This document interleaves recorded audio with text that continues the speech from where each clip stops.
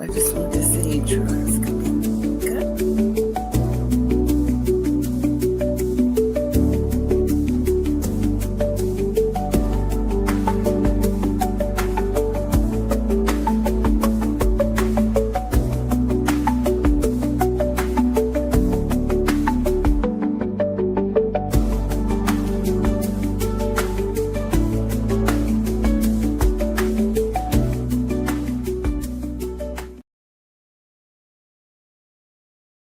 Hello.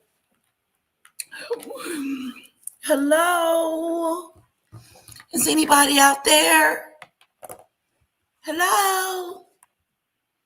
Is anybody out there? Hello. Is anybody out there? I really think this is going to be a great live, guys. I really do. Hello, Fluffy. Welcome. Welcome. It's so good to see you. Hello, Demon Dictator. What do you think about my titles? Do you think we should do true crime later? Or should we do it now? I got 2 lives going. I got a Donald Trump one that I'm going to do. And then I'm going to do the wedding gone wrong. I was watching it today on my way to get me a coffee, and it was interesting. So I thought, hey, why not we both watch it? I don't see.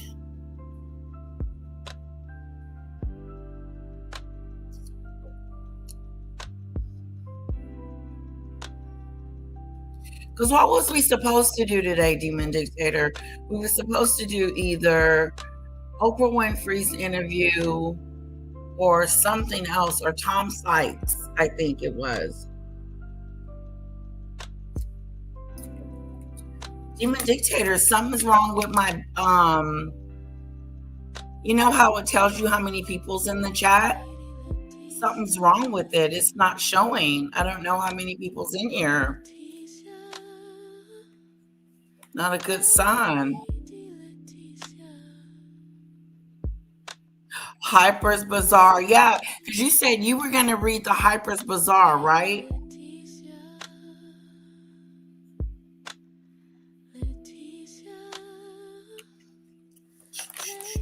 Yeah. Because I would just confuse people when I get the reading. Because when I read and try to comprehend it at the same time. So it's not good. But we got plenty of time to do those. We don't necessarily have to do it today. But I want to do it where when you're off, Demon Dictator, or when you're like working from home, so you can be on the panel with me. I'm gonna go out and come back in and see if this is fixed.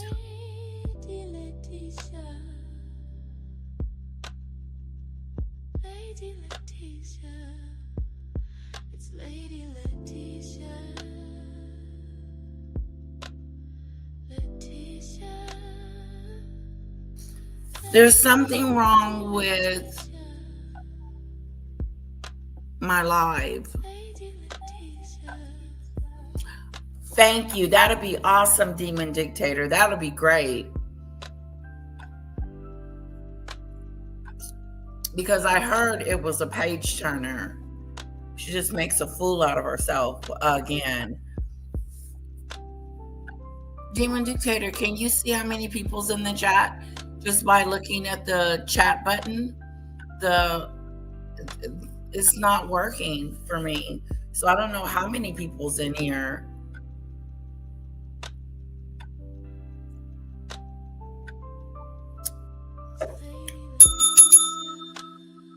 Just you?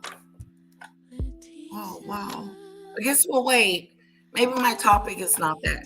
I don't have a great topic, but it's going to be great. I really wanted to do it, unless you think I should do it tonight or something. Hi, Juanita. Yeah, it's weird, Demon Dictator. I can't see it. Should I start the stream over?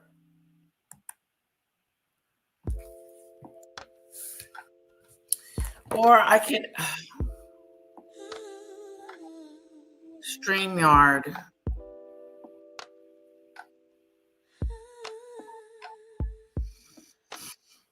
Ooh.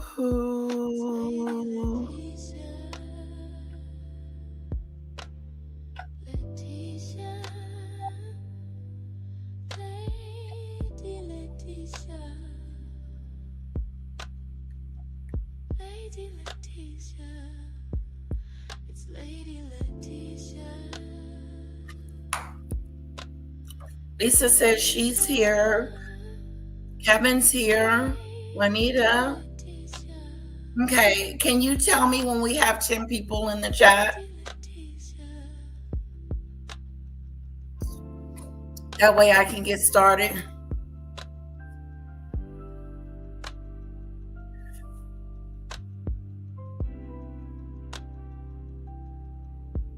So, hello, Plotter. Hello. You guys like the topic? Hello, Edward. Hello, Carl. Hello, Daisy Lee. Hello, Lisa B. I can't see how many people that are in my chat. But I say we spent an hour and a half on the true crimes. I was watching it on my way to get my coffee. And when I tell you it was interesting, it was interesting. So how many is okay with watching true crimes this morning? Okay, and then after that, we're going to go into the other trending topic is Donald Trump and his war. That is a very trending topic. And then I don't know if we're going to make it to Mega Do today. So I have no idea what is wrong with. Yeah, it doesn't work. You know what, Demon Dictator? It might be a good thing that it doesn't work because I'm always looking at the number to see how many people's in here, and it's so annoying. But it said 0. Should we just continue? Should I start over? Good, who cares? Okay. Let me pull up our situation. Now this is not a happy go lucky. Okay, Adu? This is oopsie daisy. Maybe I made a mistake on my wedding day. Can you imagine something going wrong on your wedding day? Because you want everything to be perfect. But what if something goes wrong and it ends up being deadly? Ooh. What if it ends up being deadly? What did Demon say? Okay, thank you. Hello, Polo. Polo's in the house. Polo's in the house. Hello, Polo. Hello, Plotter. Hello, Daisy Lee. Hello, Demon Dictator. Hello, Lisa B. This is going to be, I hope you enjoy it. Those of you that like true crime will appreciate this. But it is crime. And usually crime, there's nothing good about crime. Okay? There's going to be a situation in each of these weddings. But they're like 10 minutes long. So get ready. Who says that? Get ready. I can give you a hint.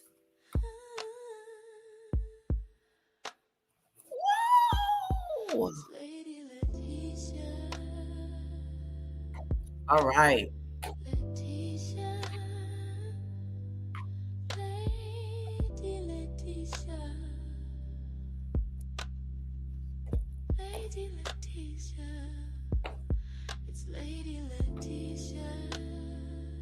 Yeah, they're like 5-minute increments. We'll watch it, then we'll discuss. We'll watch, and then we'll discuss. We'll watch, and then we'll discuss.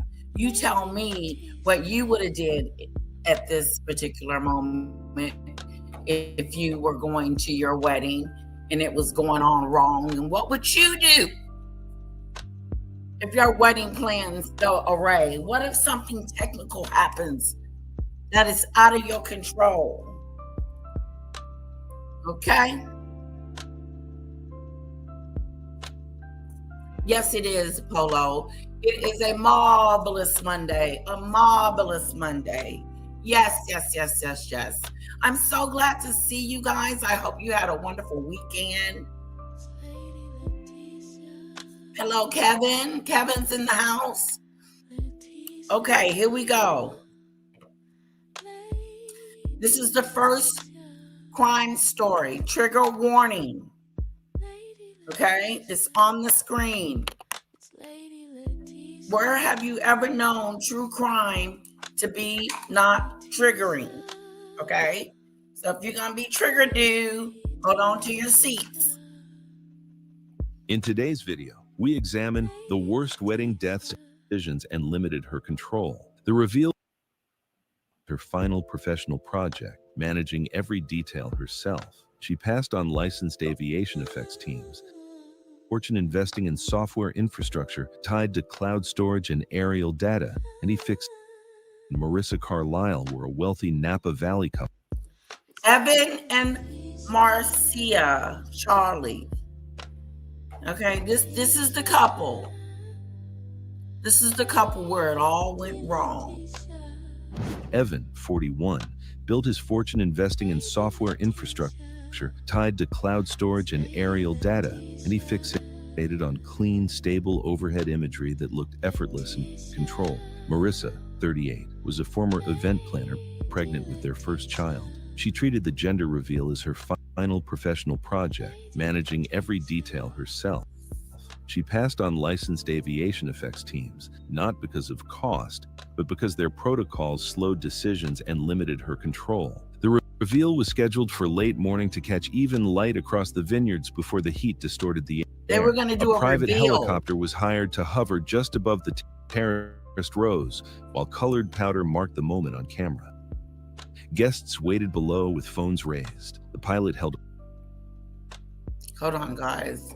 It's sticking. Let me close some of my a page. low, steady hover to frame the shot. From the ground, everything appeared calm, precise, and rehearsed. Another controlled display meant to last only seconds. The helicopter arrived mid-morning, a light utility model commonly used for vineyard surveys and aerial inspections. It settled into position above the stone terraces. A powder release basket had been clamped to the skid frame earlier that morning by a small subcontractor Evan had sourced online. During the final check, the pilot warned that the powder could behave unpredictably in rotor wash and recommended. So you know how powder comes from the plane? Well, that's what they're trying to do. They're trying to make a nice spectacle of them coming in on, I think, a helicopter. But we'll find out. But I do know that they are putting chemicals in a barrel so that when the plane flies, there's this color comes out the plane. Recommended releasing it during slow forward motion. Marissa declined, insisting the aircraft remain stationary to keep the shot clean. They told her to go at a certain speed. Melissa said, no, I want it to go the way I want it to go. Okay? So Melissa's being a little hard-headed. Okay? And so instead of listening to the safety rules and regulations, she says, no, we're going to do it this way.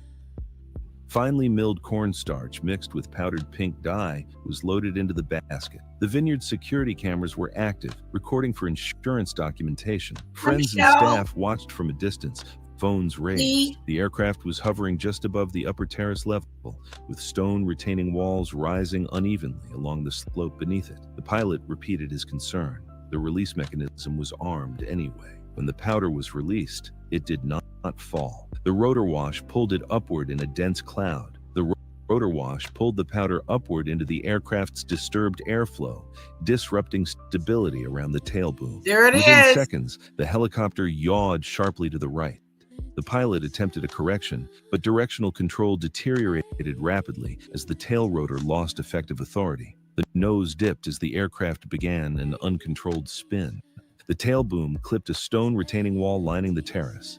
The impact twisted the frame and pitched the helicopter forward. It slammed nose first into the vineyard slope. The front cabin collapsed inward. Evan's head snapped forward and to the side, breaking his neck instantly. Marissa was driven into the instrument panel as the seat rail failed, crushing her chest and abdomen. Fuel ruptured along the underside of the aircraft but did not ignite. Dust and powder hung briefly in the air. The helicopter settled at an angle, rotor blades shattering against stone. The unborn child did not survive the impact. Vineyard staff began running uphill. One worker called emergency services within 30 seconds. Paramedics arrived 11 minutes later. The pilot survived with fractures and was able to describe the loss of control. Security footage captured the yaw, the strike, and the final impact from two angles. Investigators recovered tail rotor fragments coated with pink powder residue.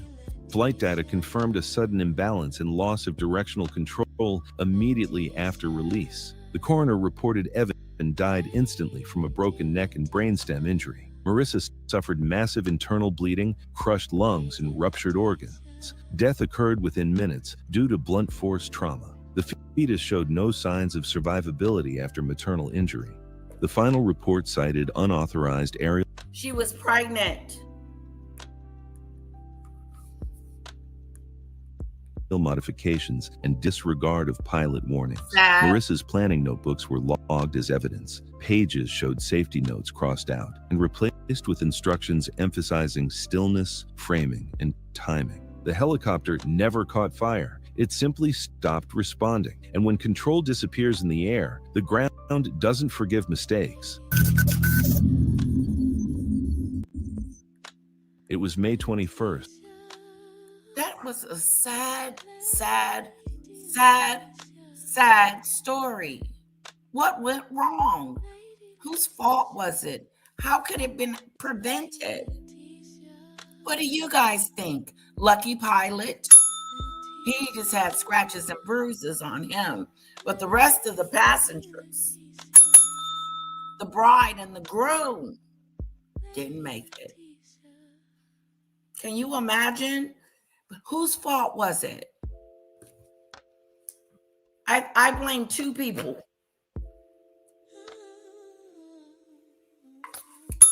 I blame the lady for not listening to the instructions. The safety instructions are there for a reason. They are put in place for us to be safe. And then we decide not to be safe anymore because we want something to look good instead of following the directions. This is what happens. And then the pilot should have told her to shut up. I'm driving this helicopter and we're going to go the speed I say we're going to go so I can make sure I save y'all lives. Because I know what's going on more than you do. What do y'all think? Daisy said, I'm glad I'm not rich. I don't have to go in a helicopter. I never going on a plane again. I know that's right.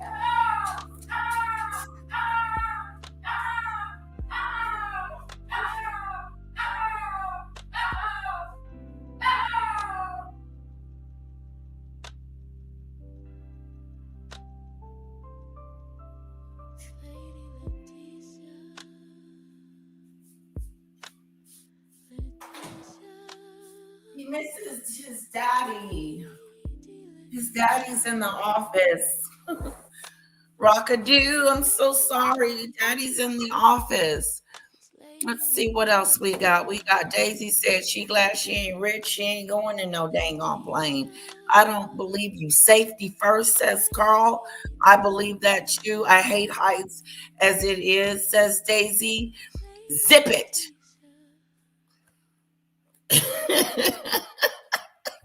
Okay, moving on. Zip it. She should have zipped it. She's telling, how you going to tell someone else how to do their job? I want to know why, if I'm the lady, I'm in there, I don't want to go that way. I want to go the other way. We can't go that way because there's a storm. I don't care about the storm. I got to get there, and I got to get there now. No, what you're going to do is shut up and sit down, and I'm going to take you around the storm, and it's going to take us longer to get there. And yeah, you will be late. They need to start putting their foot down on these people. Just because you're spending the money,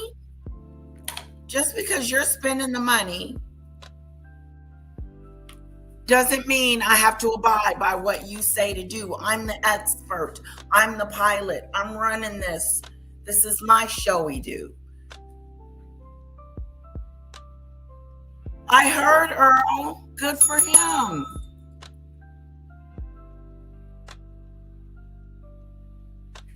That's right, Plotter. That's right.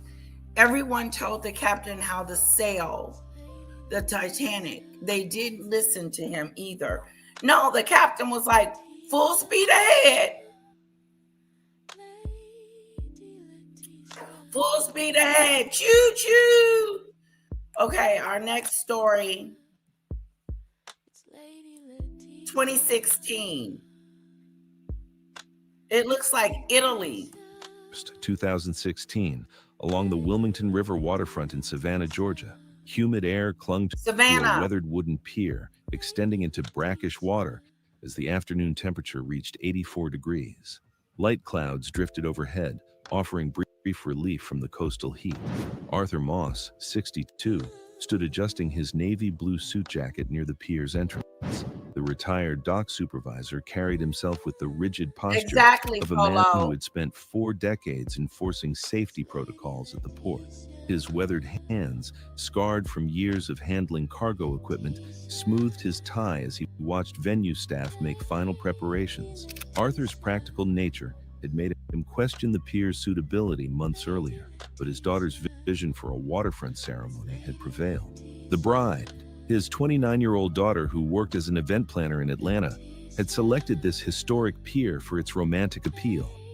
She had dismissed Arthur's concerns about the structure's age and condition, citing the venue's popularity for weddings. The pier had been flagged by city inspectors for load restrictions earlier that spring, though it remained open for limited use.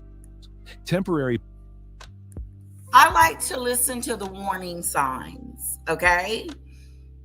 They said this is not a good place to have a wedding because it's old. This walkway that they're using should be closed, but it's not because it's for minimum use. I've never seen this video before, so we're all watching it at the same time. But I'm just getting the clues. Like Polo said, the customer is not always right. You can't get what you want. But she's getting it. Plywood panels had been installed along the central walkway to create a wider aisle for the procession. The seasonal workers who installed them lacked structural engineering expertise. No professional had evaluated whether the modifications compromised the pier's integrity. The original wooden planking showed visible gaps where salt water had corroded the underlying support beams. 140 guests filled white folding chairs arranged in rows along both sides of the extended aisle. A handheld camera operated by the bride's cousin captured footage from the front row, while a hired drone pilot positioned his aircraft 50 feet overhead for aerial shots. The ceremony was scheduled to begin at 4:30 p.m. Arthur took his daughter's arm as the string quartet began the procession. Here we go. We're going down the aisle. But before we go, let's give Daisy a thank you, Daisy. Thank you, Daisy. Daisy, Daisy, Daisy, Daisy, Daisy, Daisy. Thank you, Daisy, for my super chat. Thank you, Daisy, for my super chat. Happy Monday, LL and the Adoos. Happy Monday, everyone. And thank you so very, very much for my super chat, super sticker. Woohoo! Okay, let's put some Fanadoos in the chat for Daisy Lee, my mod. You're such a sweetheart. There you go, lovely. Aw, thank you, Polo.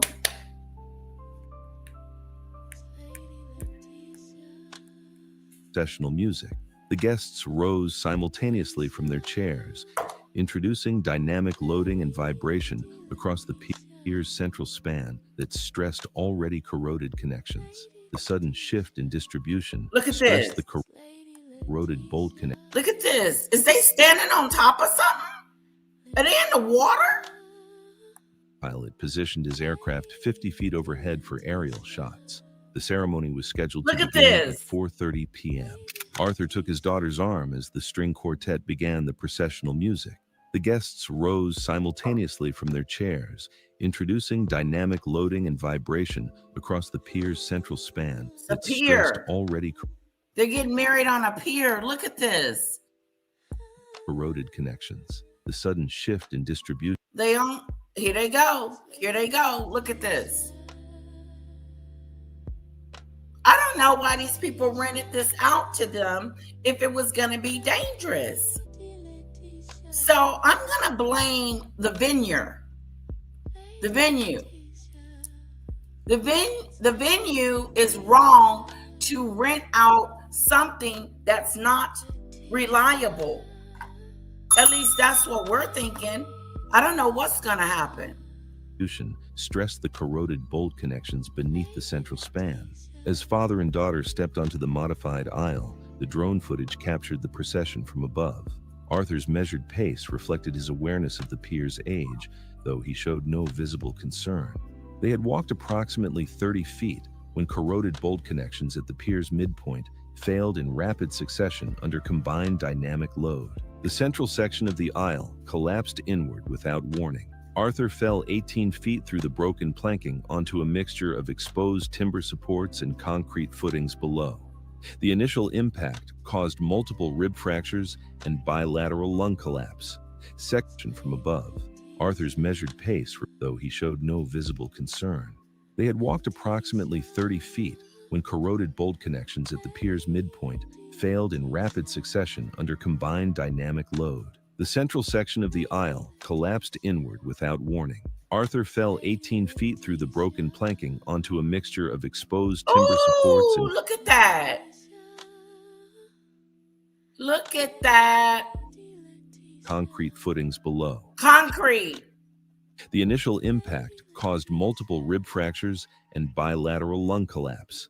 Secondary debris, including collapsing structural timbers, caused catastrophic pelvic trauma and massive uncontrolled hemorrhaging.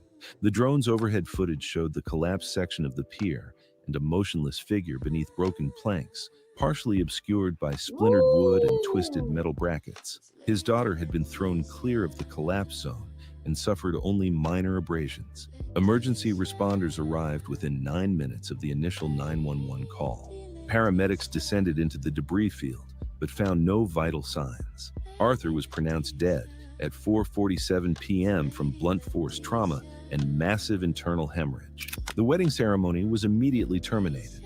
Guests were evacuated from the remaining sections of the pier, while a blue tarp was positioned over the collapse site. The drone footage was secured by investigators as part of the official inquiry.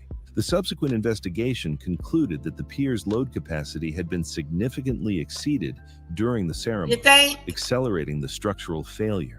The temporary plywood modifications had created additional stress points that accelerated the failure of already compromised connections. No structural engineer had approved the aisle extension. Arthur Moss died beneath the temporary aisle during the wedding ceremony. Investigators later confirmed the collapse was caused by excessive loading on a structurally compromised pier.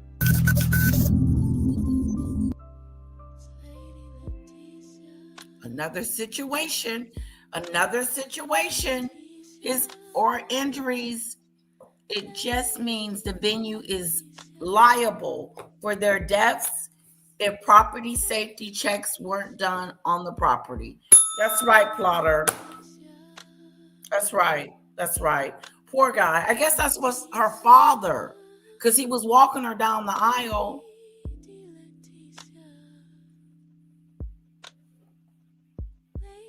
You know? All right, what time is it? Okay. Third story. Let's move on. It was July 23rd, 2018, when a summer wedding celebration in Mesa, Arizona became the scene of an unthinkable tragedy involving a forgotten child. The suburban church parking lot stretched across 2 acres of black asphalt, with temperatures soaring to 107 degrees Fahrenheit under the relentless desert sun. Mercy! Heat waves shimmered off the pavement as wedding guests hurried between their air-conditioned vehicles and the church's cool interior. Jasper Holt, 4 years old, had been selected as the ring bearer for his aunt's wedding ceremony. The preschooler possessed the typical energy and curiosity of a child his age, but also displayed an unusual compliance when given instructions by adults. His parents, who worked in the healthcare industry, had driven 3 hours from Phoenix that morning to attend the ceremony. Jasper had fallen asleep in his car seat during the final 30 minutes of the journey, exhausted from the early morning departure. The wedding was scheduled to begin at 2 o'clock in the afternoon, with the ceremony expected to last approximately 1 hour, followed by photographs and a brief reception in the church hall. Family members had arrived throughout the morning, with many choosing to leave their vehicles in the parking lot's outer sections to avoid the intense heat radiating from the asphalt closest to the building. When Jasper's family arrived at the church, the child remained deeply asleep in his child safety seat, positioned behind the driver's seat where he was not immediately visible. His father, rushing to help with last-minute ceremony preparations, made the decision to leave Jasper sleeping in the climate-controlled vehicle rather than wake him and deal with a potentially cranky child during the important ceremony. The car was parked in a section of the lot that received full sun exposure throughout the afternoon. Hold up, wait a minute, How you gonna leave your baby in a hot car by himself? No, you're gonna wake a dude and we're all going. Okay? Wake up. Let's hit the road. All windows remained closed to maintain the air conditioning, and the vehicle's dark interior absorbed heat rapidly once the engine He in was his touched hot-ass car. The outside temperature continued climbing as the afternoon progressed, reaching 100. What idiot of a dad? Thank you, Plotter. Who leaves a kid in the car with any weather? Let me tell you. I be in the car and a little bit of be sleep, and I'll be wanting to go to the store, and I'm like, you can't go to the store because you're gonna have to wake her up and get out, or so you're gonna need to wait. I've been in situations where the baby has been asleep and I cannot get out the car, or if we get out the car together. I would never leave my baby in the car. What if some cuckoo, check this out, even in front of my house, like if I put Hera in the car and I forget something, we're all getting out the car, coming back in the house to get it and get back in the car. Because I don't know who's outside. I don't know how fast somebody can come and take my little one while I'm not watching.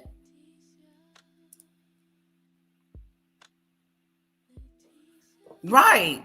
Exactly, Plotter. In the heat. Some people just shouldn't have kids, says Lisa B. And when they leave dogs in cars, it's disgusting, let alone a child, right, Daisy? Actually, they should have had kids or pets. They shouldn't.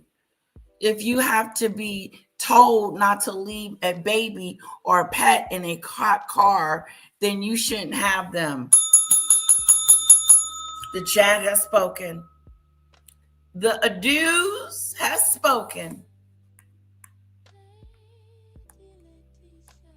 109 degrees by mid-ceremony. Inside the sealed vehicle, temperatures rose rapidly after the engine was turned off. Investigators later determined that within the first 15 minutes, the interior temperature had exceeded 120 degrees, creating life-threatening conditions for a child. Life-threatening conditions. As the ceremony continued, the temperature inside the vehicle climbed to lethal Brace levels. yourself. At some point during that period, Jasper lost consciousness as his body was overwhelmed by the extreme heat. Medical experts later explained that prolonged exposure to extreme heat caused fatal hyperthermia, a condition in which the body can no longer regulate its internal temperature. By the time family members returned to the parking lot, the prolonged heat exposure had already caused irreversible injury. The wedding ceremony concluded after one. Excuse me, but I was finna call this man out his name.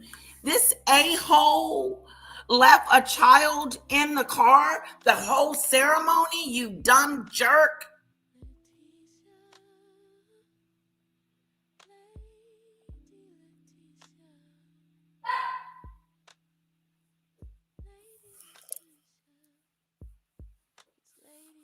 There is no excuse whatsoever. He left and went and watched the whole wedding. He left his son in there for 2 to 3 hours in the car. No, what had happened was he took his son along on a job-a-do and didn't want to take him with him to the job because maybe he was going to be in the way. But regardless, why would you leave your child in the car? He didn't even come back and check on him. He didn't even go get him no water.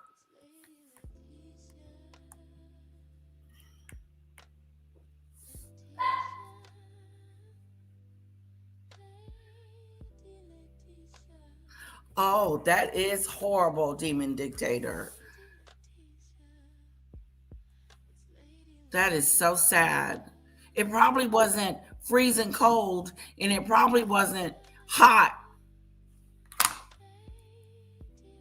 But still, shame, shame, shame.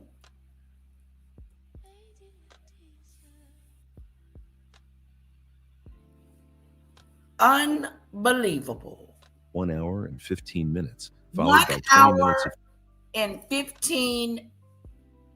photography inside the church. When family members returned to the parking lot, they discovered Jasper unresponsive in the vehicle. You don't Emergency say. responders were called immediately, but the child showed no signs of life when paramedics arrived. Jesus. Attempts at rapid cooling and resuscitation were unsuccessful. Jasper was pronounced dead at the scene, with his core body I'm sorry, temperature guys. measured at I did not- 108. I'm telling you, I did not see these videos before. Okay. I just saw the first one. Trigger warning. It's so sad.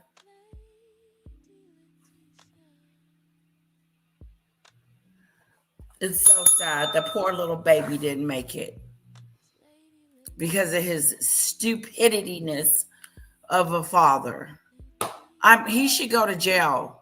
8 degrees. The medical examiner's investigation determined that death resulted from hyperthermia caused by prolonged exposure to extreme heat in the enclosed vehicle. The parking lot was secured as investigators documented the scene and interviewed family members. Investigators later reconstructed the conditions inside the vehicle, confirming that lethal heat levels were reached within approximately 30 minutes of the engine being turned off.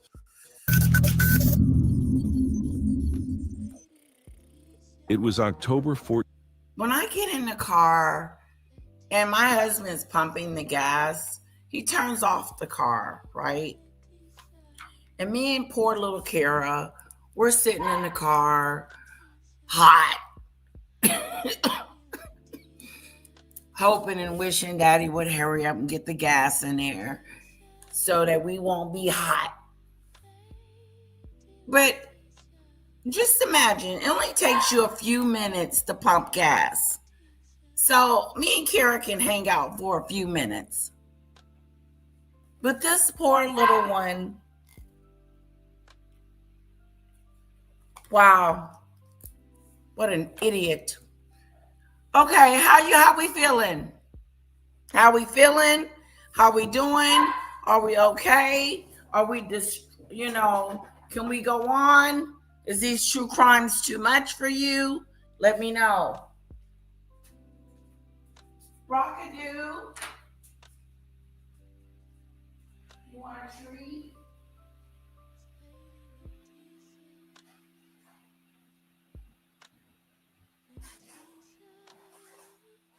Here. There you go. There's your treat. Here.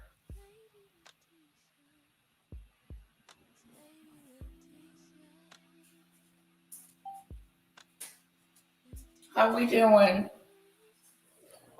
Pickles, hey! Welcome to the show. It started messing about and beeping the horn. That's how they got in trouble. Beep, beep.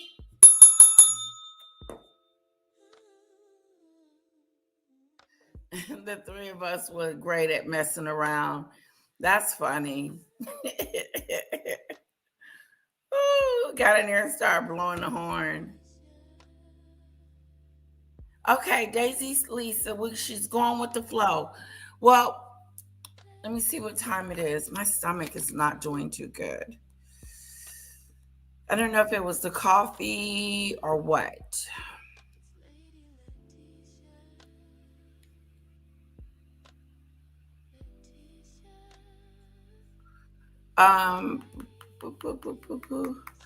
Okay, let's see what's going on over here. Let's hope it ain't help no more kids involved here. 14th, 2015, at a restored farmhouse in rural Michigan. The property had been converted into a wedding venue while maintaining its original 1920s character, complete with hardwood floors, exposed beams, and a large country kitchen that many couples found charming. The farmhouse. Good for you, Michelle Lee. Michelle Lee says, I would never leave my child, an elderly person, nor pet in the car.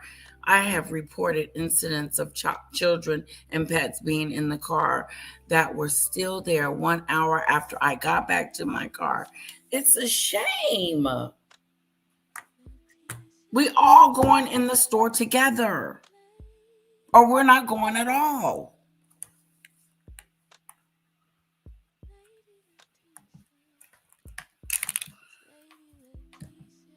House sat on 40 acres of rolling hills and offered an intimate setting for smaller weddings, typically hosting 50 to 75 guests. Ember Caldwell was 28 years old and worked as a pastry chef at an upscale restaurant in Grand Rapids. She had trained at culinary school and spent 6 years perfecting her skills in professional kitchens, specializing in elaborate wedding cakes and dessert presentations. Ember's expertise and artistic talent had earned her recognition in local food magazines, and she took enormous pride in her ability to create stunning edible masterpieces. When Ember began planning her wedding, she decided to create her own cake rather than hiring another pastry chef. She designed a 4-tier centerpiece featuring hand-piped buttercream, sugar decorations, and multiple flavors, a project that required 2 full days of preparation. Despite the workload, she committed to handling the cake alongside other wedding responsibilities. The farmhouse venue typically prohibited outside use of its kitchen due to insurance concerns and aging equipment. The space relied on a 1950s-era gas range with unreliable pilot lights and an outdated ventilation system limited to a single exhaust fan. Ember requested an exception, citing her professional experience. The owners agreed, provided she attended a safety briefing covering gas shutoff locations, ventilation limits, and emergency procedures. The day before the wedding, Ember began work around 8 a.m. The old range required frequent adjustments, and she repeatedly relit pilot lights throughout the morning. A Wow. faint gas odor was noticeable at times, which she Ooh. attributed to the normal operation of the vintage equipment. By mid-afternoon, Ember had completed the baking and was beginning the complex process of making buttercream and preparing her decorating tools. Around 4 p.m., Hi, Cece. while creating delicate sugar flowers, the smell of gas had become noticeably stronger throughout the kitchen. Rather than immediately turning off all gas appliances and opening windows to ventilate the space, Ember continued working to maintain her schedule and avoid disrupting the temperature-sensitive buttercream she had just finished making. Ember decided to work quickly to finish her decoration. See, her and that damn buttercream. That very buttercream is going to get you in some serious trouble. Hello, put the buttercream down, back away from the table, and shut it down. Something smells like gasadoo. Hello? Hello? Is anybody here? Is anybody home? Turn the stove off. Turn everything off. I smell gas. Put the buttercream BS on the floor, on the table.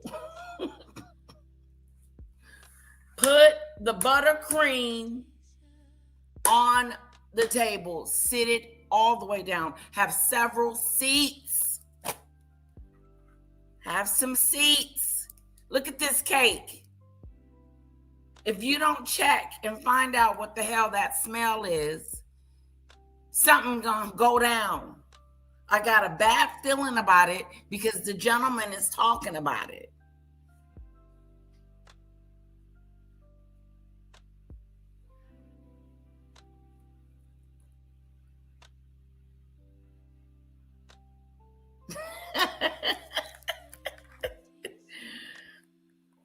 That's a cute story. A very cute story, Michelle E. A very cute story. I like taking my puppy to the store with me. Some stores he can go in with me, some stores he can't. But if the temperature isn't right, then I won't take him with me because he would always want to go. And so when it got hot, he couldn't go bye-bye with mommy. They would get so excited about getting in the car. It was like going on a field trip. My dad was a fireman. And this foul food happens. Our dinner time conversation would commonly be about hurt and unalive humans, and sometimes the something ways they got just on passed on.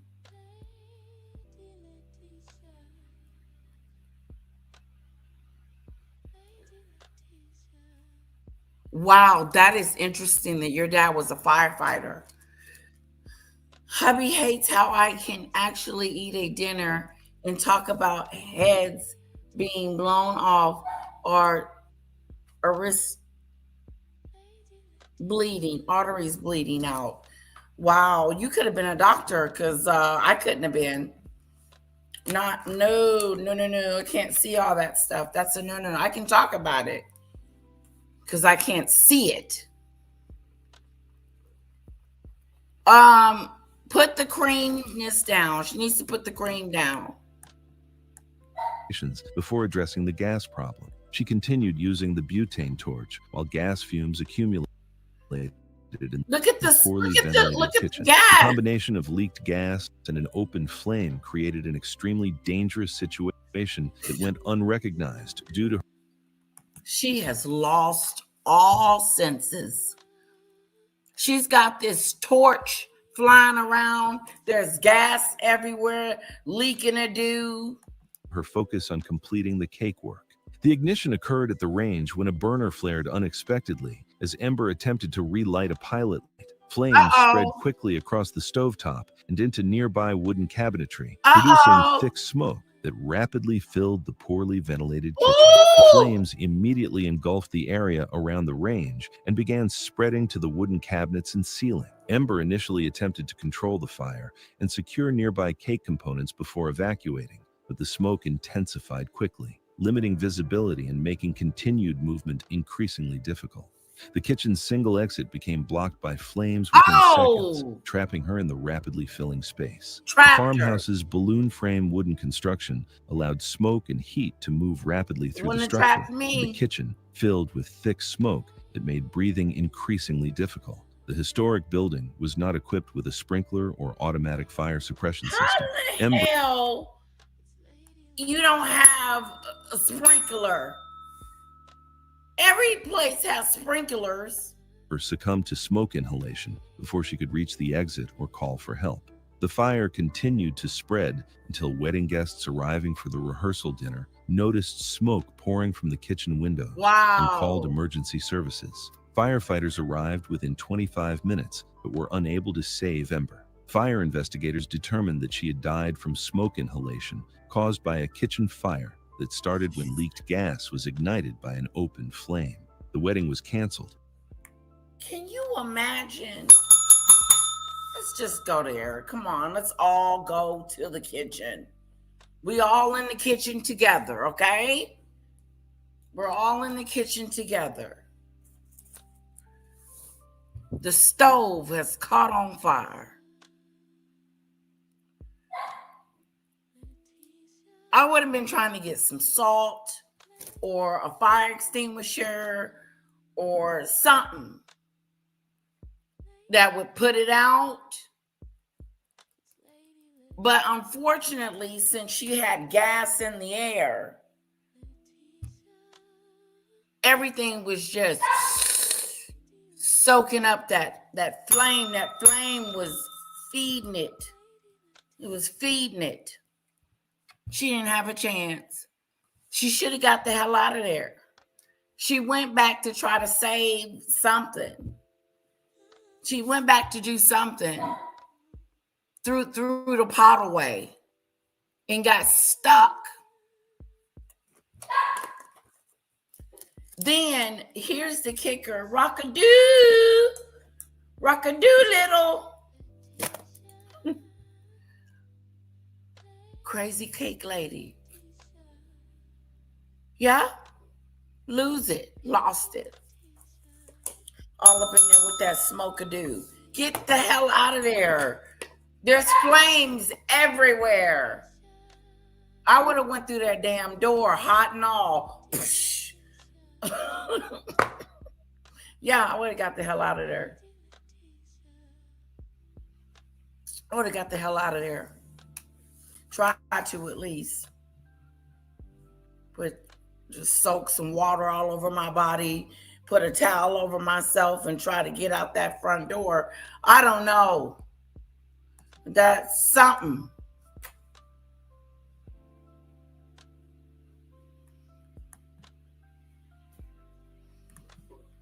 How we doing?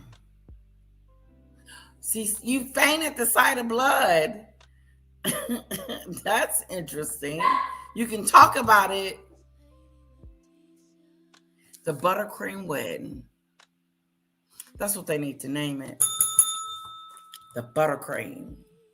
If she hadn't been effing around with that buttercream situation, she might have been able to get over there to that stove just a little bit quicker.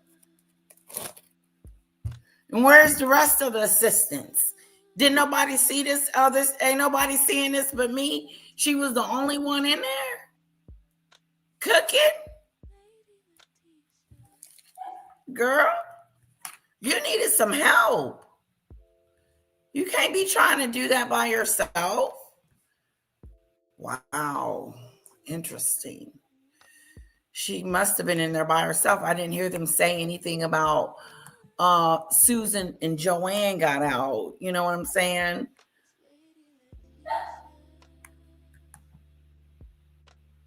Okay, hold on. My computer's acting stupid.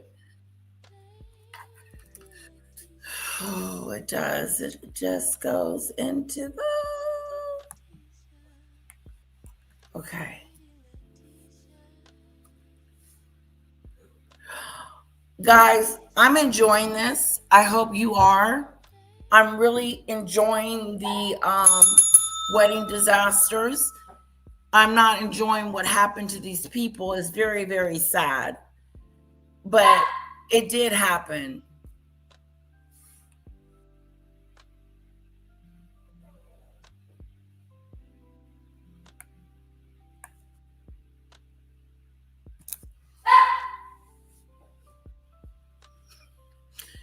Are you okay, Daisy? Rockadoo. Rockadoo. I gave you a treat. No more treats. All gone. No more. No more. All gone. And the venue remained closed for 8 months while extensive They finally looked like they shut it down and did some renovations. You don't think? renovations were completed. The owners installed modern gas lines, improved ventilation systems, and implemented strict policies prohibiting guest access to cooking areas. Wednesday. It was April 22nd, 2013. In the Hudson Valley, New York, a private countryside estate sat under thin spring clouds. Hold on, the stone you guys patio can't still see. damp from morning dew. By late brunch, the lawn was lined with folding chairs and linen-covered tables. Within minutes, a brief celebration would bring the courtyard to a complete stop. At the center stood the bride, Amelia Reed, The bride. 27 years old. She worked as a gotta go veterinary get assistant at a mixed animal clinic outside Poughkeepsie, splitting her days between restraining anxious dogs and assisting in emergency surgeries on horses. She grew up riding, cleaning stalls before school, saving money for tack instead of vacations. She was steady under pressure, used to blood, used to holding gauze tight against wounds while a veterinarian stitched. Weddings were rare breaks from that world. Champagne service followed a rustic theme, and a groomsman brought a decorative cavalry-style saber to perform sabrage, opening sparkling wine by striking along the bottle's seam so internal pressure releases the cork and collar. Wow. Each bottle held roughly 90 pounds per square inch of pressure, meaning weakened glass could fracture instead of separating cleanly. The bottle used had been stored in a warm car earlier that morning before being placed unevenly into ice, creating invisible stress lines. Guests gathered in a semicircle on the stone patio with phones raised, while Amelia stood about 3 feet to the left. What does this remind you of? What does this remind you of? Does this remind you of something? Remind you of a movie?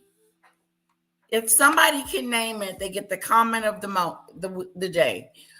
What movie is this?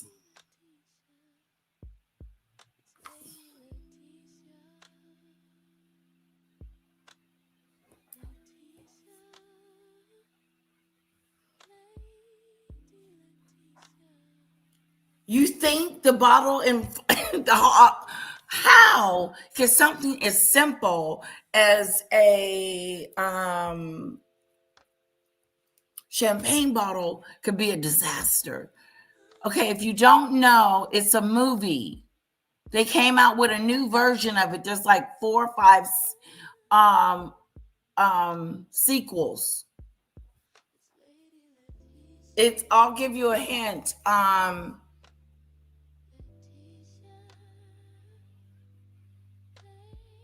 God, what is the name of it? I done forgot.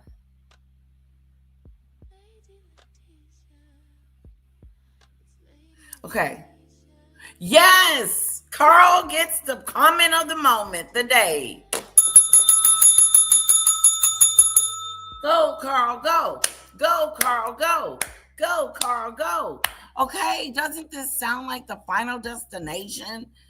You know, he's like explaining this over here ain't going right over here. And then you got this bottle that's been in the heat all day. Now they put the bottle in the ice and it's uneven and all this stupidity stuff. You know, what the hell does a bottle of champagne got to do with this wedding? That's Final Destination. Final Destination. Give it up, give it up, give it up, give it up, give it up for Carl. Demon Dictator, Father of the Bride, The Wedding Crashers, The Final Destination. You know how she got on the roller coaster ride, and every time something happened, you look at it like, oh, that man's eating ice cream. You're looking at the man that's eating ice cream. He's going to drop the ice cream. The ice cream's going to get all up in the screws and stuff. The screw's going to get loose and come off. I mean, stupid stuff like that.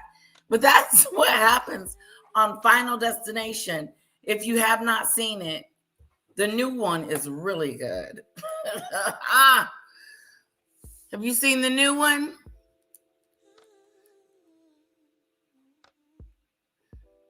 Oh, that's how your brain works, Daisy. You're so cute. Who's seen Final Destination? When the can of Coke got stuck under the car pedal and caused that accident on the motorway. Oh my God. Oh, you're talking about the new movie. Hi, Golden. Hello. It's weird. Golden's head sister wife. Golden is head sister wife.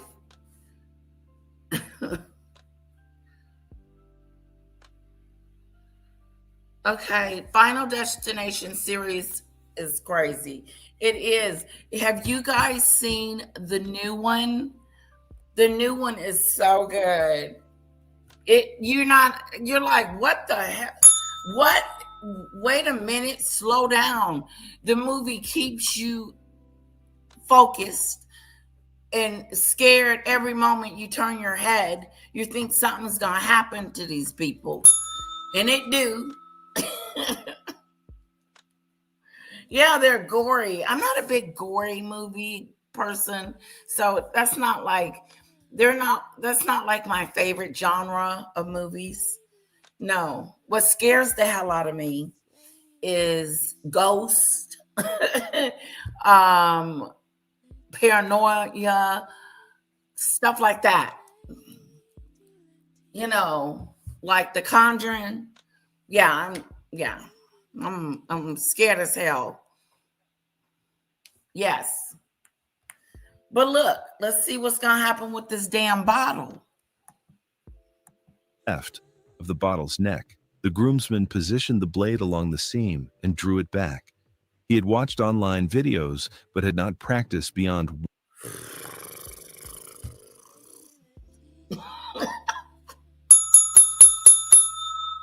Trouble.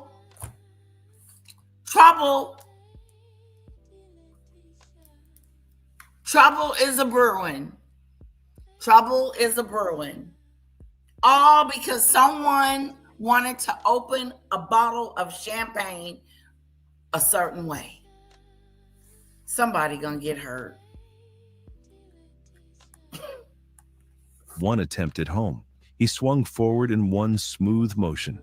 The blade struck slightly below the lip instead of cleanly at the collar. Instead of a clean separation, the glass failed unevenly. Ooh. The neck shattered downward. The sound was sharper than a cork pop, Ooh. closer to a small explosion. Champagne.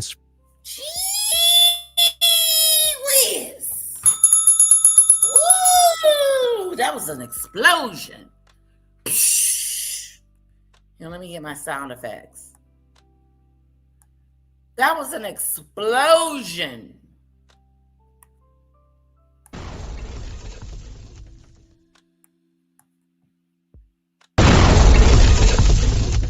That's what that was. It went pop, pop, pop. The glass splattered and went everywhere. Somebody got cut.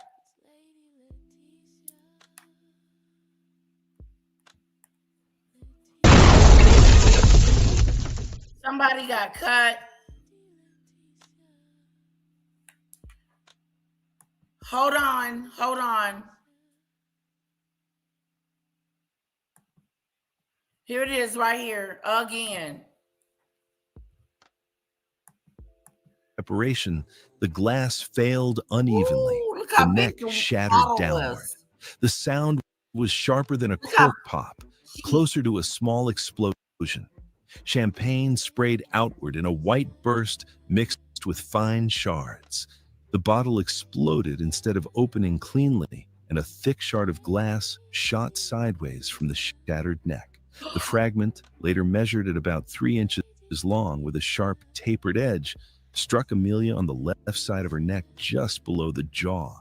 At first, several guests thought champagne had splashed her dress. She blinked and brought her hand to her throat. Within seconds, dark red blood began pulsing through her fingers in steady bursts. The carotid artery carries blood from the heart to the brain. Rockadoo.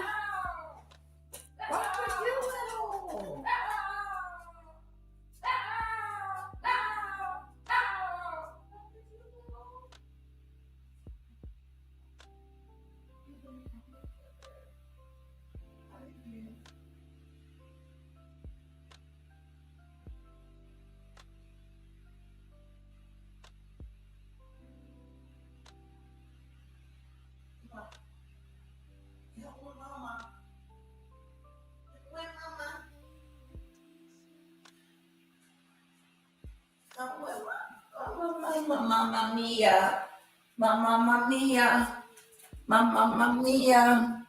Come on, come on, come on, come on to Mamma Mia. A rockadoo, a rockadoo. Come with Mama, Mama, Mama, Mama, Mama, Mama, Mama, Mama Mia. Mamma Mia. Mama, Mama, Mama, Mama, Mama, Mama, Mama, Mama Mia. Mamma Mia. He's traumatized. Was you traumatized? My mama, look at this. Look at this. She didn't got cut on her neck. Seconds. This is Final Destination. The bottle exploded instead of opening cleanly, and a thick shard of glass shot sideways from the shattered neck. The fragment, later measured at about 3 inches long with a sharp, tapered edge, struck Amelia on the left side of her neck just below the jaw. At first, several guests thought champagne had splashed her dress. She blinked and brought her hand to her throat. Within seconds, dark red blood began pulsing through her fingers in steady bursts. The carotid artery carries blood from the heart to the brain under strong pressure, and when it is completely cut, bleeding is fast and forceful. Her expression shifted from confusion to weakness. Her knees buckled less than 10 seconds after the impact, and she collapsed. Guests lowered her onto the stone patio and pressed napkins and table linens against the wound. Blood spread quickly across the surface, running into the shallow lines between the stones. Emergency services were called at 12:47 p.m., according to dispatch records later reviewed by investigators. Her movement slowed as blood loss reduced circulation to her brain, leading to dizziness and rapid loss of consciousness. By the time paramedics arrived about 9 minutes later, she had no detectable pulse. They began chest compressions and continued advanced. Oh, dang. Dang. This is the bride. Hello. Wake up. Yeah, he wanted his mama. He wanted his daddy, but his daddy is gone. Daddy ain't in there, and he's barking. And it's like, Daddy's not there. Daddy's in the office. Yes. Yes. Wait, I'm in the chat. I'm in the chat. Why do people even feel the need to do something so damn dangerous? I know. Who would have knew? Who knew? Who knew this was going to be dangerous? See, my silly butt would have did something like this and wouldn't have known. Oh, you got to be more careful. It's very dangerous. And let the experts do it. Daisy, hang in there, girl.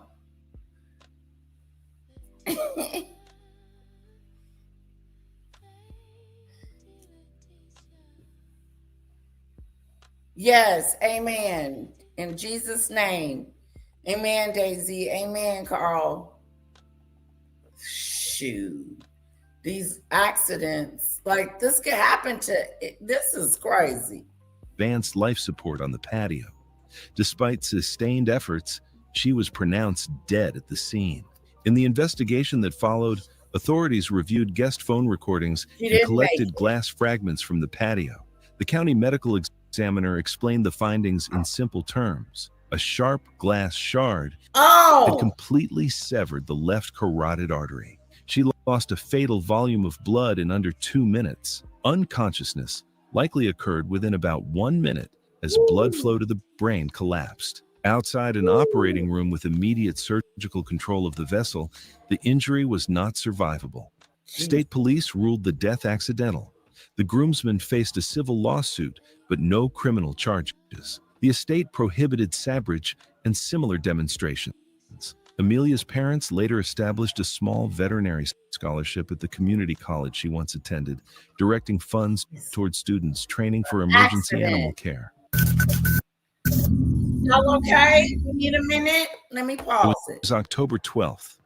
Cause they coming. These these stories is coming. They ain't got no mercy. Okay? No mercy. Y'all okay? We good? I don't know how many people's in my chat right now. I really couldn't even tell you. Something's wrong with the button. Maybe they need to just remove it altogether. Da da da da da. So, nope, nothing there.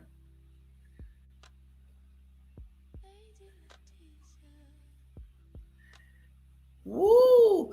Okay, put a 1 in the chat.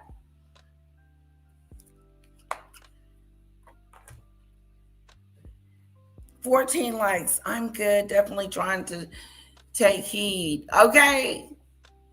Well, no opening the bottle for me like that. And I don't want nobody opening no bottle around me like that.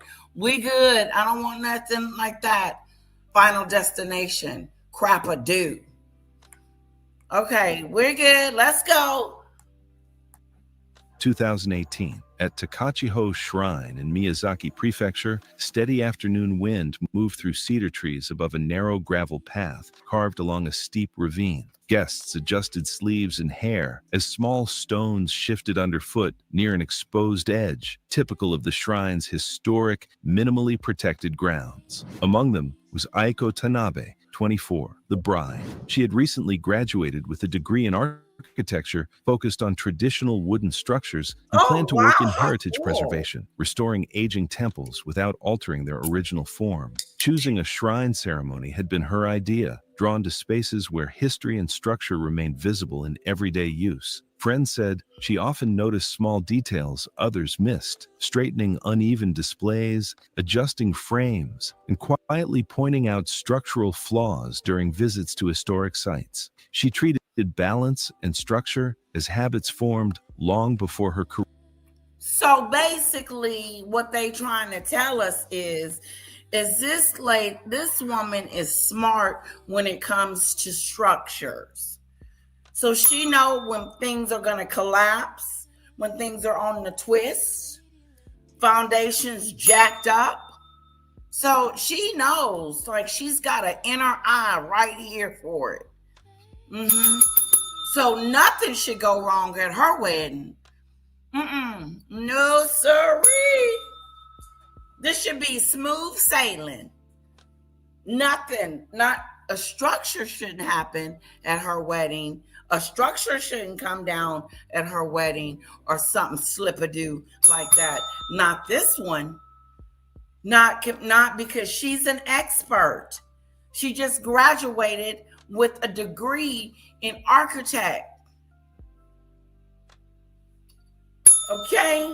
smart, got it going on, know how to preserve something that's old and decrepit. She's our expert. So I wonder where they taking this story, because she knows. So I know she's not going to pick a place where her guest is going to fall through something. I'm just saying, I haven't seen it.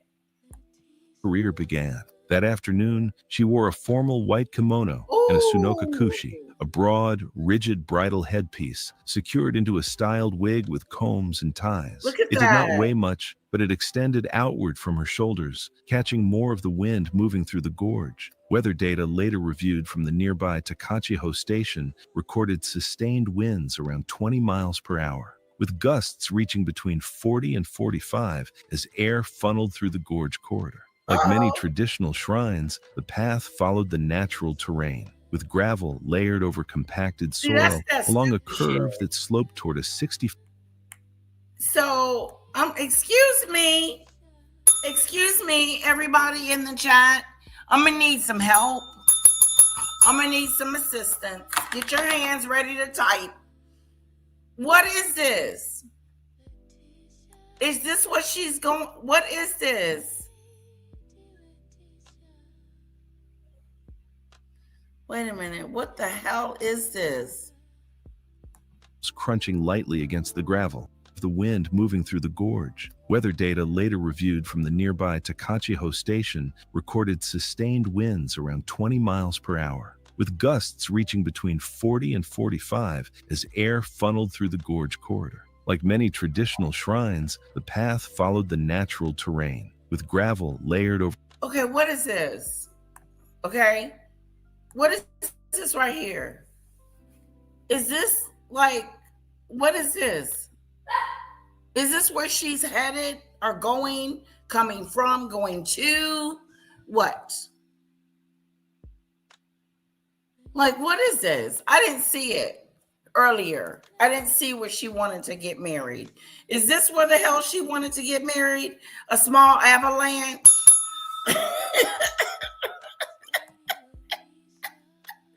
She's setting herself up for failure. Look at this. This is see what I'm saying? See what I'm saying? See, this is that stupid stuff.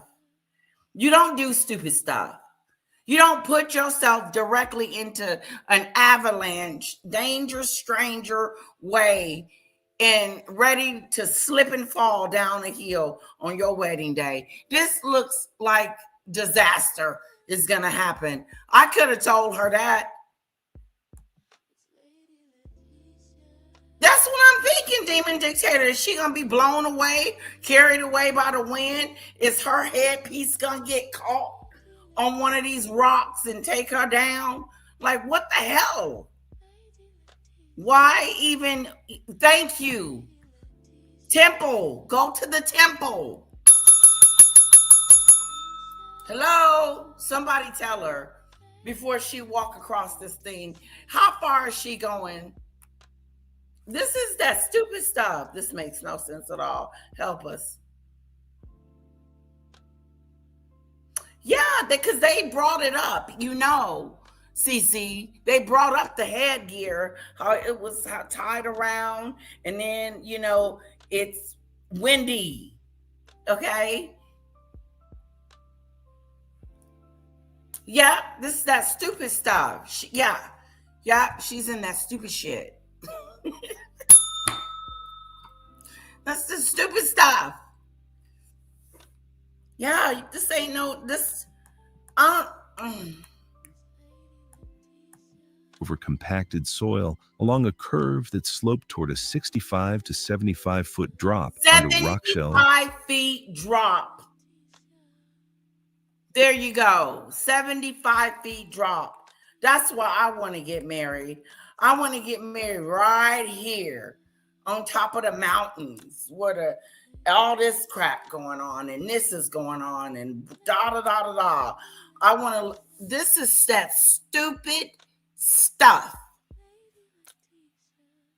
This is what you call let's dare to dare and get on one of these pathways and get married up in the sky, 70 feet below.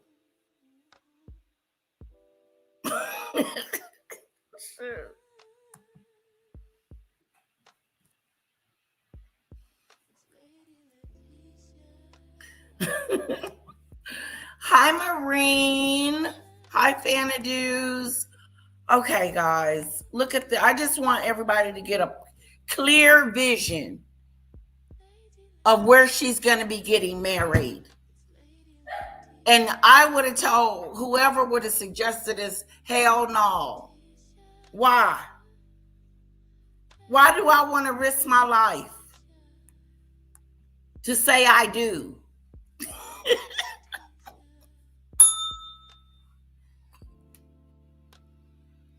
Well, Cece, she's the architecture of architecturers. She went to school for it. She should know the structure. She should know if it's going to hold her or not, and all the people with the wind capacity. But she ain't the only one should know. The path people that is allowing her to go through the path should have said, no, the winds is too windy in it. So I'm going to need you to get somewhere and sit down. You can't get married today.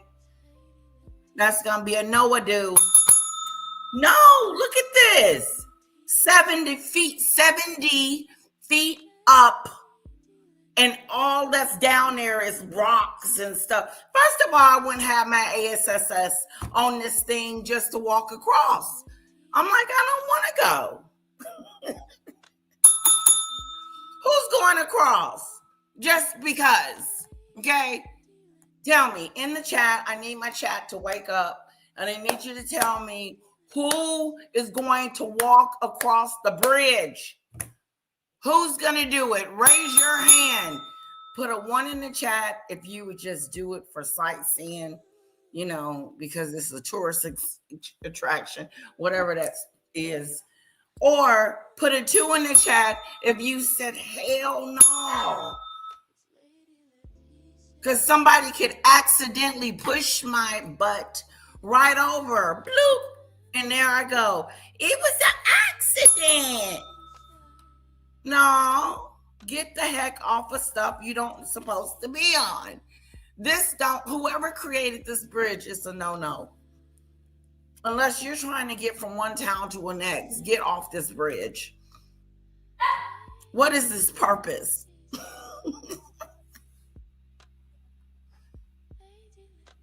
Yeah, and how many people is going to get on the bridge? Is the whole party going to get on the bridge?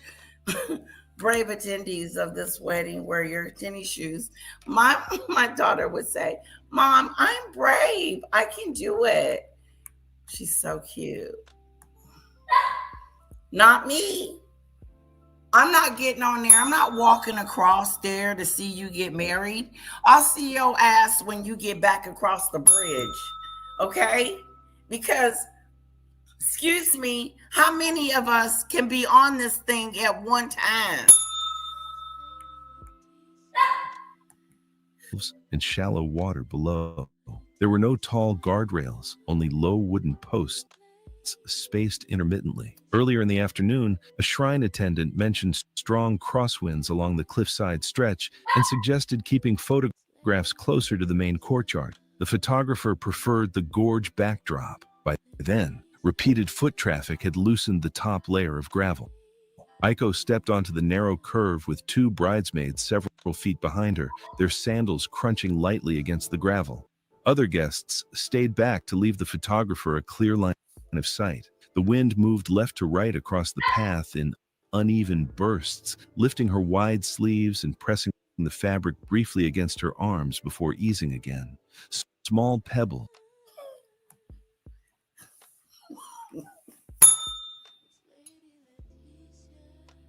Danger, danger, danger, danger, danger. You're in danger. Take off the white thing. Do something. Danger. Danger. Hell no, I don't do heights, bridges, or anything, says Daisy. I'll watch the video. The scenery is beautiful. I prefer to admire it from afar. Yes, yes. Thank you. Thank you, Daisy. You are so awesome. Thank you for putting that in there for me. Okay, so let's continue.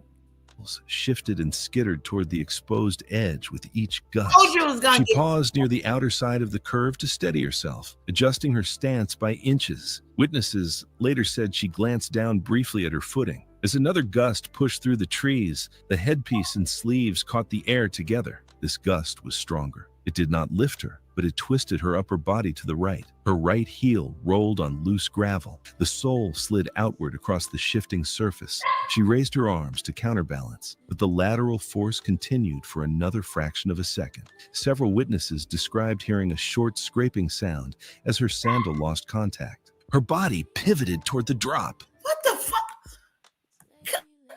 Come. Y'all need to see my face.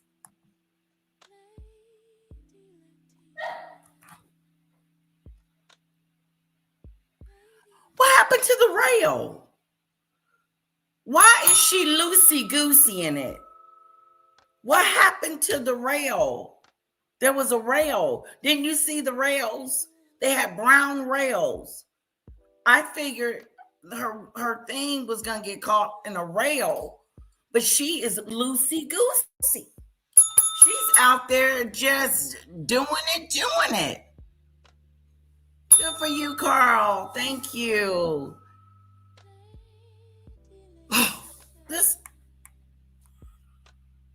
I can't believe it. She is just out there. And that's when her shoe slips. She's going down, guys. Okay, the bride. Clear line of sight. The wind moved left to right across the path in uneven bursts, lifting her wide sleeves and pressing the fabric briefly against her arms before easing again. Small pebbles shifted and skittered toward the exposed edge with each gust. She paused near the outer side of the curve to steady herself, adjusting her stance by inches. Witnesses later said she glanced down briefly at her footing. As another gust pushed through the trees, the headpiece and sleeves caught the air together. This gust was stronger. It did not lift her, but it twisted her upper body to the right. Her right heel rolled on loose gravel.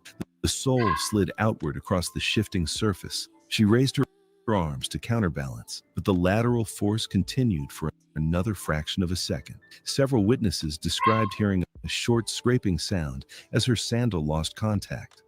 Her body pivoted toward the drop. Gravel scattered beneath her feet. She tipped sideways and disappeared over the edge in less than a second. Two guests lunged forward but stopped short of the exposed rim. Below, observers saw her strike a rock outcrop approximately 25 to 35 feet down before continuing to tumble. Her head made forceful contact with a jagged stone near the base of the ravine. She came to rest against uneven rock near shallow water. Shrine personnel and bystanders moved along a maintenance access route toward the gorge floor. Rope support was required to reach her safely. When responders reached her position, she showed no pulse and no spontaneous respirations. The autopsy documented multiple skull fractures and a high cervical spine dislocation, a break at the upper neck where it connects to the skull. Severe lung contusions and internal bleeding were also present, consistent with high-impact blunt force trauma. The medical examiner concluded that the head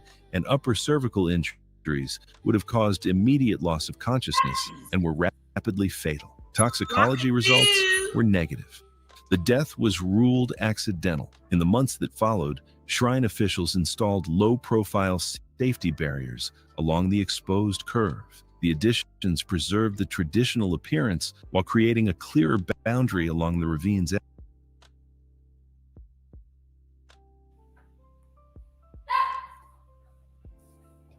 Now you want to put up a barrier? Now you want to put up something that should have been there a long time ago? that was easily accessed to fall. What if a little kid had like ran into that and fell? I'm surprised.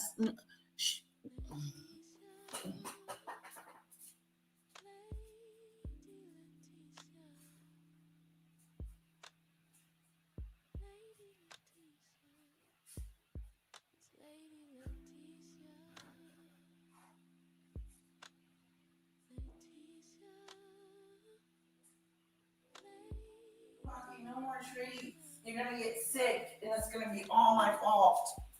No more treats. All right. Wow, poor bride. I'm so sad. Yeah, that was horrible. Yeah. Now they're gonna put a burial up. Edge. The previous story showed how What time it is? a single step can shift everything. It was July 7th, 2016, when the evening air along Gulf Shores, Alabama carried the humid warmth of summer across the white sand beaches. The temperature had reached 91 degrees during the day and remained at 82 degrees as sunset approached over the Gulf of Mexico. A gentle offshore breeze moved at 8 miles per hour, carrying the scent of salt water and the distant sound of waves breaking against the shore. Okay, this is the last story. And then I got to go to my other live. We're going to talk about Donald Trump, his war, the protests, and people are concerned with Donald Trump's war. And there's boots on the ground. Yes, Donald Trump is a liar. Hello, Marine. Why the hell would you even be there without safety rails? Exactly. Or harnessed. Shit. You're on the edge of a cliff. And why are you that damn close to the cliff? What is you standing right there for? Is you wanting to fall? I'm not going to blame the victim. Sorry, that didn't come out right. But what I'm trying to say is, I'm like, Marine, the hell is you doing standing on the edge of a cliff?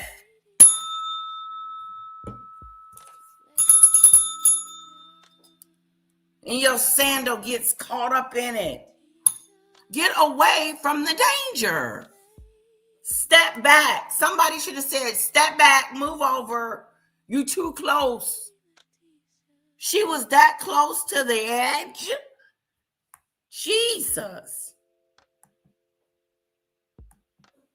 I'm like that too. That could have been preventable. Totally preventable.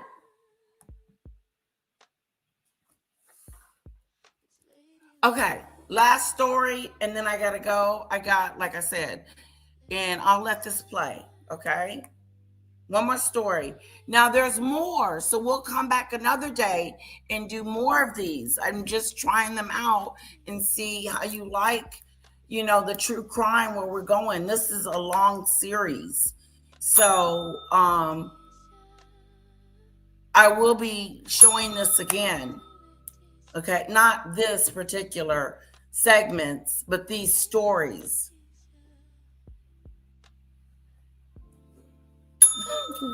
Okay, great. Let's go.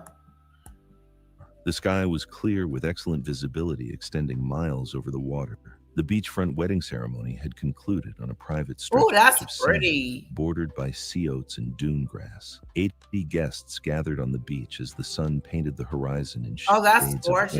orange and What pink. could go Tiki wrong? torches provided flickering light along the ceremony area, while string lights connected wooden posts driven into the sand. The reception was planned to continue with a private fireworks display. Caleb Rice, 28, knelt in the sand, adjusting the placement of mortar tubes approximately 50 Thank feet you, from the guest Daisy. seating area. Thank The you. electrical apprentice's confidence Hello, with Lady Erie. tools and pyrotechnic devices had made him volunteer for the setup when no licensed operator could be secured. His impulsive personality and hands-on approach to problem solving had served him well in construction work, though he lacked formal training in fireworks safety. The groom, his longtime friend who worked in commercial fishing, had purchased the fireworks from a roadside stand without consulting safety regulations. The display included 12 12 consumer-grade mortar shells ranging from 3 to 4 inches in diameter, designed to launch 200 to 400 feet into the air. No professional pyrotechnician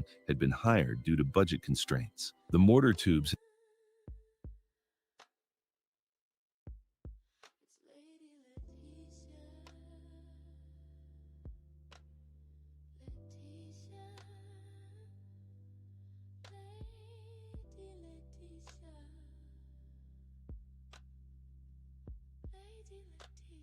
Sorry, you couldn't hear me. Rocky is barking.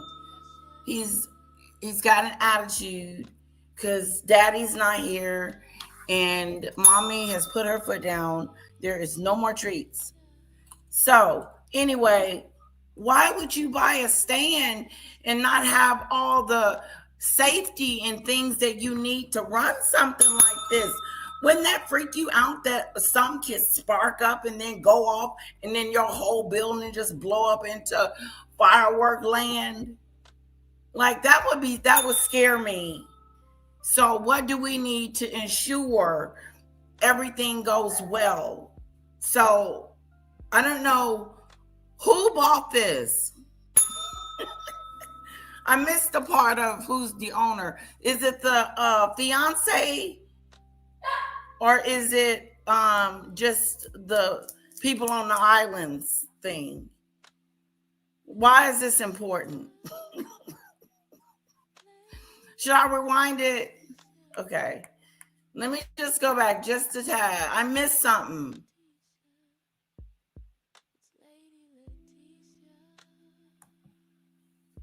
And hands-on approach to problem solving had served him well in construction work, though he lacked formal training in fireworks safety. The groom, his longtime friend who worked in commercial fishing, had purchased the fireworks from a roadside stand. His friend purchased it without consulting safety regulations. The display included 12 consumer-grade mortar shells ranging from 3 to 4 inches in diameter, designed to launch 200 to 400 feet into the air. No professional pyrotechnician had been hired due to budget constraints. The mortar tubes had been placed directly into the loose sand without proper stabilization or angled positioning. Standard safety protocols required concrete bases and precise angles to ensure vertical launches, but these materials were not available. The tubes were positioned in a rough line parallel. Oh, hell no. This is seconds from disaster. That's what this is. Seconds from disaster. You see it coming. You don't see it coming. You know, it's seconds from disaster. This is a disaster that could have been prevented. You're going to buy something and don't know what the hell you're buying, and then you're going to think, oh, just put it in the sand. Boop. What if one of them sand things that you put in the sand hit someone, depending on the direction that it's coming in? Wow. Okay, that's it. Well, to the water's edge, a chest-mounted action camera recorded Caleb's movements as he prepared the ignition sequence. The footage showed him connecting fuses between the mortar tubes to create a timed display. Guests remained seated in folding chairs positioned approximately 40 feet from the launch area, well inside the danger zone and far short of the recommended safety distance of at least 150 feet. As darkness sprayed mortar shells ranging from 3 to... Okay, you idiots. And I'm not calling them idiots. I'm talking about the people with the fireworks. They're the idiots. The people that own the fireworks. The one that just bought it from his cousin or whatever, and then we're going to use my cousin's fireworks for my wedding. And here we are using some stuff that ain't regulated. I'm just going to put it in the sand, and you can sit 40 feet away. But it's 150 feet away from this situation, at least. And they're 40 feet away, seconds from disaster. To 4 inches in diameter, designed to launch 200 to 400 feet into the air. No professional pyrotechnician had been hired due to budget constraints. The mortar tubes had been placed. Yeah, the budget's all jacked up. Then get somewhere and sit down. You ain't ready to launch. You ain't ready to launch? Marine wants us to know the sand can't possibly stabilize the explosives. Directly into the loose sand without proper stabilization or angled positioning. Standard safety protocols require concrete bases and precise angles to ensure vertical launches, but these materials were not available. The tubes were positioned in a rough line parallel to the water's edge. A chest-mounted action camera recorded Caleb's movements as he prepared the ignition sequence. The footage showed him connecting fuses between the mortar tubes to create a timed display. Guests remained seated in folding chairs positioned approximately 40 feet from the launch area, well inside the danger zone and far short of the recommended safety distance of at least 150 feet. As darkness settled over the beach, Caleb lit the master fuse and stepped back several feet to observe the display. The first mortar fired successfully, sending a burst of red and gold sparks 300 feet above the water. The second tube, inadequately secured in the shifting sand, tilted approximately 15 degrees from vertical as the shell ignited. The 4-inch mortar shell fired horizontally instead of skyward, traveling at high speed toward the guest area. The projectile struck Caleb in the center of his chest before he could react to the misfire. The shell's internal brake charge ignited at low altitude due to improper launch orientation, causing a premature aerial burst directly in front of him, releasing superheated gases and debris. The explosion caused catastrophic chest injuries and massive internal trauma. The force of the blast disrupted vital functions and threw him backward onto the sand, where he lay motionless as smoke and debris settled. The chest-mounted camera recorded Caleb's collapse and the immediate aftermath as wedding guests screamed and rushed toward the launch area. The remaining fireworks were quickly extinguished by guests using sand and water from nearby coolers. Several attendees sustained minor burns and cuts from debris. Emergency responders arrived within 8 minutes of the initial 911 call. Paramedics found Caleb unresponsive with massive chest trauma and no detectable vital signs. Despite immediate resuscitation attempts, he was pronounced dead at the scene from severe chest injuries caused by blast trauma. The beach was immediately cleared of all guests and secured by authorities. The remaining fireworks were handled by explosive disposal technicians. The action camera footage was secured as evidence. The wedding reception was canceled permanently. The investigation revealed that the mortar tubes lacked proper stabilization and had been positioned. Gone. Wasn't that the groom? Was he the groom? I thought he was the groom.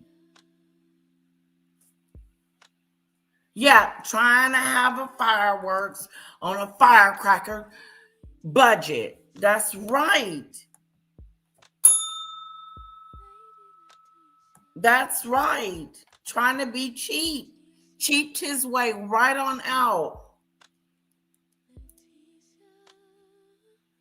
Yep, a wedding, a death, and a cremation, all in the same event.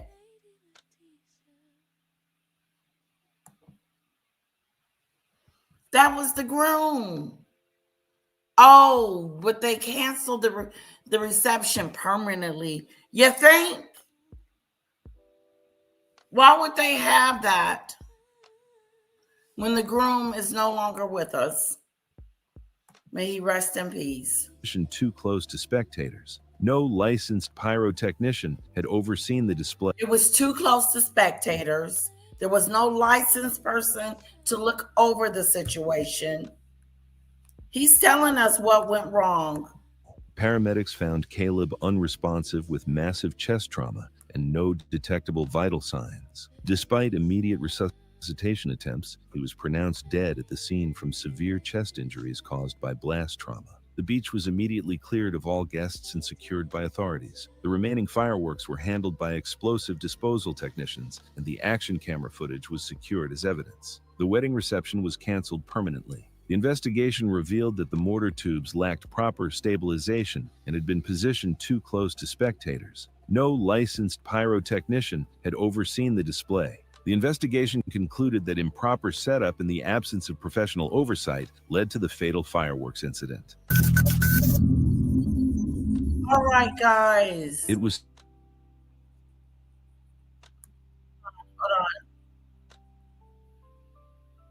Woo, the next one is Lubbock, Texas. Here in Texas. So you got to come back for part 2 of our Weddings Gone Wrong True Crimes. There's a whole new there's a slew of stories. I didn't know it was that many. We'll never get to them all, in one day.